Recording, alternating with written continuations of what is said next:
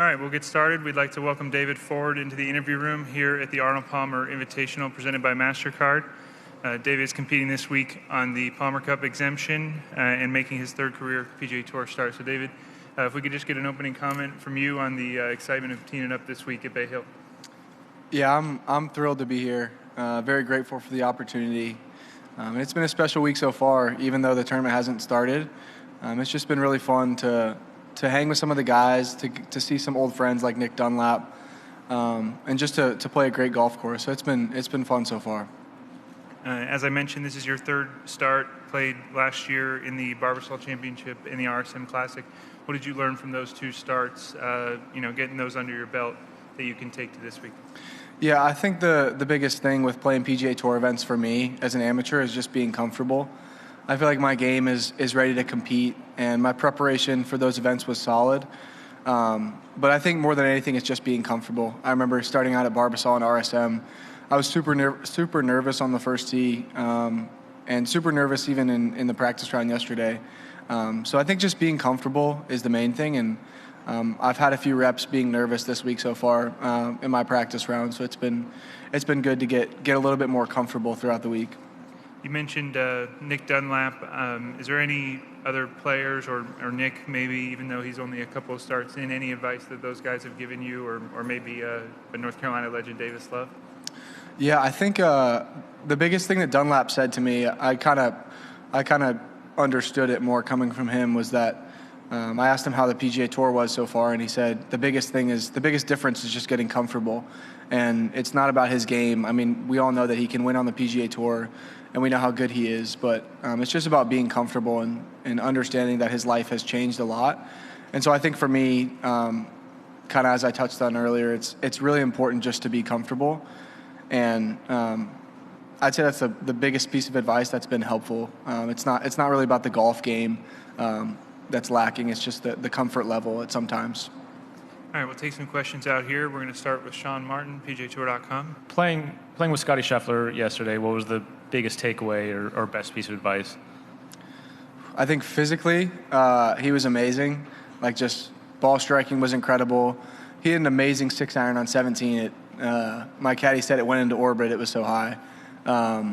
But physically, he was awesome. And then I think the biggest thing that I noticed was how loose him and Sam kept it in the practice round.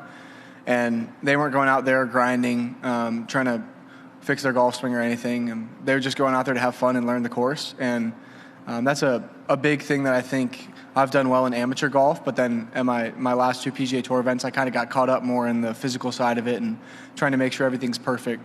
So I think just having fun with it was something I saw in them, and something that I definitely took away from that round. How comfortable do you feel right now? What's that? How comfortable do you feel right now? Really comfortable after today. I think yesterday I played solid in the practice round and was hitting it great. Got a little tired towards the end. But yeah, I think after a good day of work today, I got about 2.5 hours out on the range, chipping green and putting green. And then just seeing some of the guys. Justin Thomas said hi to me earlier, which was great. Seeing Scotty in the locker room, seeing Dunlap a little bit.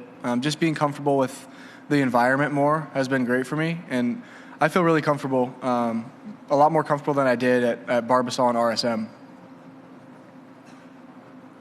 Go ahead. What would you say the scouting report on your game is? What are the strengths? What are some things you feel like you still need to work on to get to this level? I feel like it's still changing as I'm still learning who I am as a player. I think in the past, even in junior golf and freshman year of college, I didn't really have a complete game. It was just I hit it really good, hit it straight, hit it great with the irons, and then played well when I made putts. But I feel like since I've been at UNC for a little while, the coach, Andrew DiBattista, has spoke some life into my short game, been able to improve there, and then gained a little distance off the tee. So I think the biggest strength right now is how well I can score it when I don't have my best stuff, and having a shot I can rely on with every club in the bag, even when things aren't going well. We'll go to Dave Shedlowski, Golf Digest, on the left. Yeah, Victor was just in here and talked about how much confidence he got from making the cut here as an amateur. And I'm just wondering, your goal for the week, would it be making the cut? Would it be more than that? What's your expectations? Yeah, I had that conversation with my parents a few months ago. they had some talk about making the cut or missing the cut, and I don't think anyone's ever made a bunch of cuts trying to just make cuts. I think they make a lot of cuts trying to win golf tournaments, and I think my goal for the week is the same as it is at any event. I show up and I prepare the best I can for every week and learn the golf course, get comfortable with the environment, and then try to win a golf tournament and see where the chips fall Sunday. But I'm trying to have fun and win golf tournaments. Other questions? Back to Sean. You're playing with Webb. You have his former caddy on the bag. How much does that help with comfort? Yeah, it helps a ton. I think once I saw that pairing, my caddy and I were thrilled about it, just for the comfort level and just how well we know each other. We all four had dinner, I think Monday night, so it's great just to have somebody that I know. If I'm playing slow, he can tell me in a way that's loving, and it won't hurt my feelings at all. He can say, D Ford, like pick up the pace a little bit, and I'll be totally fine with it. But yeah, we'll be rooting each other on, and it's exciting to know that we're paired together. With maybe a year and a half left in college and PGA Tour University as a carrot with a PGA Tour card available, how do you envision spending the next 18 months, let's say, if you do stay for 4 years, to get ready for this level? Yeah, I think it's changing still. I think this week will play a big part in my summer schedule. Right now, it's just focused on winning a national championship, and then as far as summer schedule goes, I'm still unsure at what I'm doing. I think a good week here would remind me that it's really important to get comfortable on the PGA Tour and get my game ready. So playing more PGA Tour events over the summer would be fun if the opportunities present themselves. But I think it depends on this week. But overall, just continue to grow as a player. My coach, Andrew DiBattista, has my best interests in mind on and off the golf course. And the more I talk with him and meet with him and really see he can see more of my game and I see where his head's at, then it gives me more confidence going forward. So I think just stay in my lane and continue to play golf wherever I feel like that is. We'll go to Adam Shupak, Golf Week, in the front row over here. What's the biggest improvement in your game since you got into college golf? I'd say two things. The biggest thing physically is definitely short game. I didn't have any shots freshman year of college. It was like I had a stab shot when it was into the green, and then I had like another stab shot that was not as big of a divot if it was down grain. So I was a very one-sided player around the greens, but I feel like just being at UNC, Dylan Minetti is a teammate of mine. He's a great chipper. My brother is a great chipper. Having players around me that have great short games has really helped me.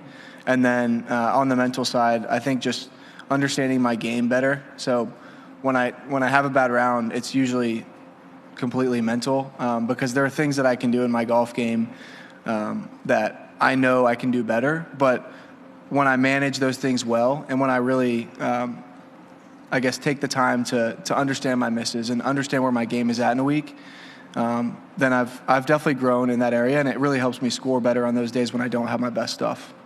What's something good, what's something maybe bad about having your brother at UNC now?